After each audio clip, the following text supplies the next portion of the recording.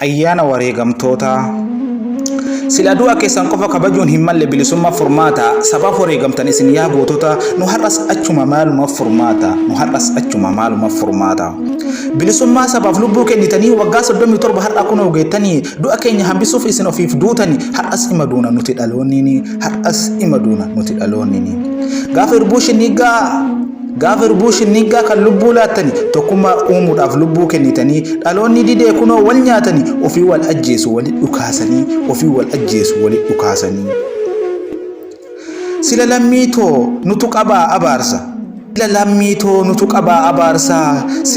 nutu qabaa abaarsa maqaa walii baafnee maqaa wal balleessaa diinni keenya nu nyaatuuf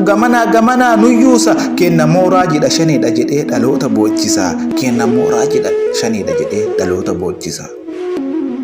irbuu cabsitanii ofii wal nyaatanii diina gammachiisuuf fira ajjeeftanii bilisummaa sobaa nuti lallabdanii dhaloota balleessuuf daboo yaammattanii obboleessa ajjeeftee aangoon ati qabdu osoo sitti haftee diina kee ilaalaa yoom akkana wal goote nurra wal leenjisu miidiyaan agarsiiftee lubbuu nama keenya baay'ee galaafatte ati shanee jettee balleessuuf daboo itti yaamta diina hamaa osoo qabdu fira kee ajjeefta diina fira gootee si hiyyuu si nyaata eengadduma tana milishaa kee waan godhe yaadatta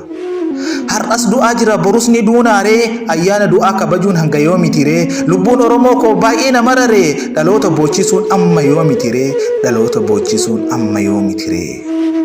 lakkaayaa oromoo tokkummaa jabeessaa barnu nyaatuu hedan ilmaan bineessaa kunoo itti jiru wallaggaan keessaa wallaggaa qofaa mikarrayyuu keessalleen daangaa nutti cabsa oromoof jecha meeqan lafee itti cabe meeqan lubbuu itti dhabe du'aa fi miidhamaa lakkaayuun dadhabe hanga yoomititti kun baay'ee na dhibe abbootirraa kaasee hanga ammaatitti lafeen itti cabaa jirti hanga har'aatitti kan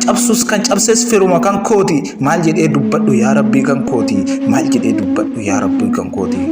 lubbuun wallaggaa koo maaliif si mararre lubbuun karrayyuu koo maaliif si mararre lubbuun oromoo koo maaliif si mararre aangoo caalchifattu baay'ee wal agarre